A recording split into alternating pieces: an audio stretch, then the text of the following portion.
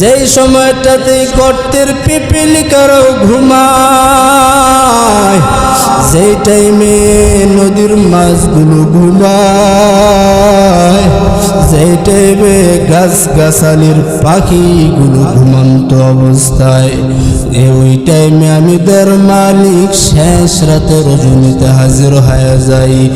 কারণ গোলাম আমি আল্লাহ পাক প্রথম আসমানে আয়েশা ডাকতে থাকি আর বলি, وَإِذَا سَأَلَكَ عِبَادِي عَنِّي فَإِنِّي قَرِيبٌ أُجِيبُ دَعْوَةَ الدَّاعِ إِذَا دَعَانِ فَلْيَسْتَجِيبُوا لِي وَلْيُؤْمِنُوا بِي لَعَلَّهُمْ يَرْشُدُونَ। আমি আল্লাহ এসে ডেকে, ওরে গোলাম তোর কাছে তোর মা বাবা আপন, আমি আল্লাহকে বুঝে আপন বানায় নিতে পারো না।